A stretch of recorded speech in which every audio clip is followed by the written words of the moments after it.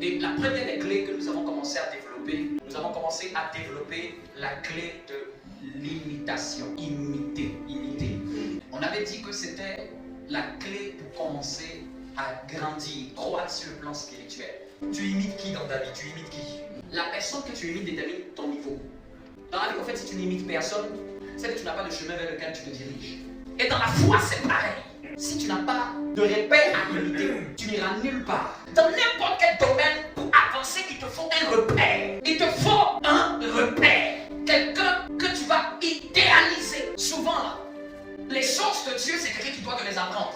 Les choses de Dieu se transfèrent de famille en famille. Qui t'a inculqué des valeurs, qui t'a appris certaines choses dans la foi, qui t'a donné accès à certaines connaissances. La foi a toujours marché comme ça. La foi a toujours marché par une famille qui inculque des valeurs à des enfants.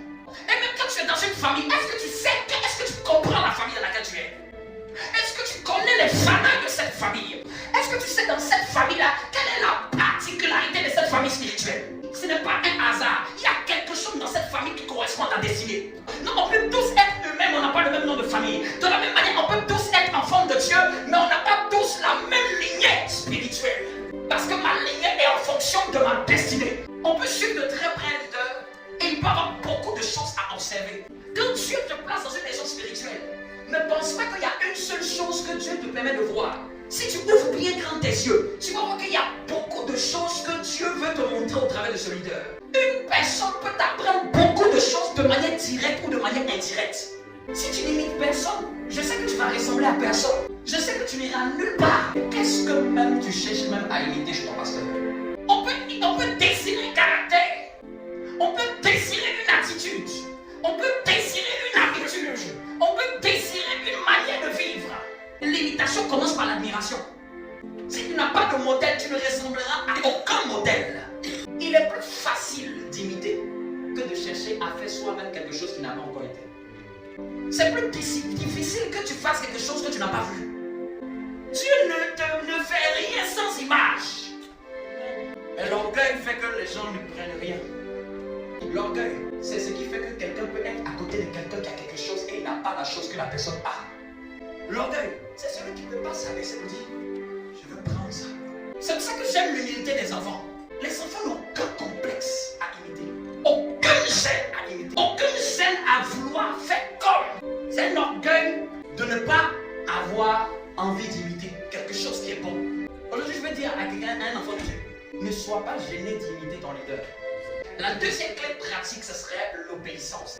L'obéissance vaut mieux que les sacrifices. Quelle est ta capacité à obéir? L'obéissance à Dieu, l'obéissance à sa parole. Avant de parler de beaucoup de choses, est-ce que je travaille mon obéissance à ce que Dieu a dit dans sa parole?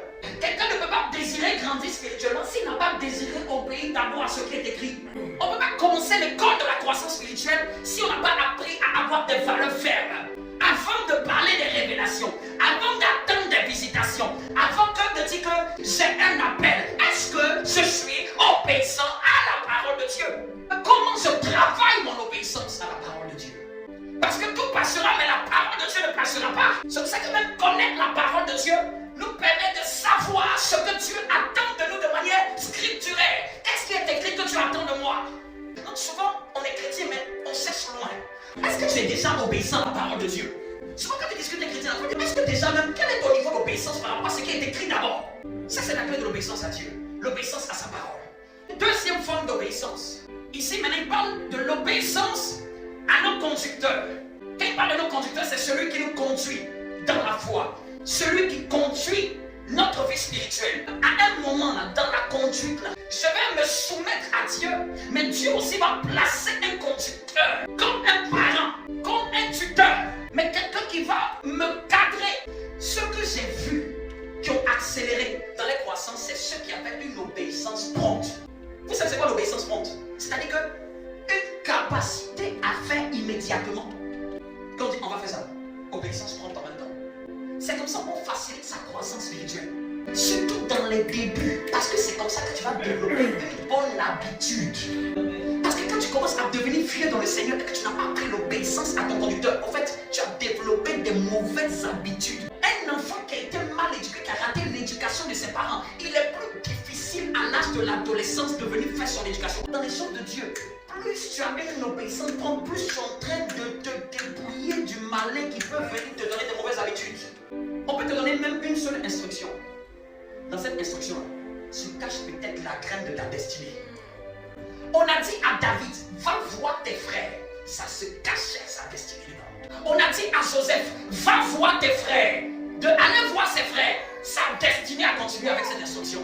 La plus grande manifestation des choses que Dieu doit faire dans votre vie, c'est caché dans l'obéissance à vos conducteurs. Les enfants les plus obéissants, c'est ceux qui reçoivent le plus de leurs parents. Les enfants les plus obéissants, c'est ceux qui prennent le plus de leurs parents. C'est ceux qui héritent le plus de la faveur de leurs parents. Quand ton pasteur te parle, est-ce que tu écoutes? Ou est-ce que tu obéis?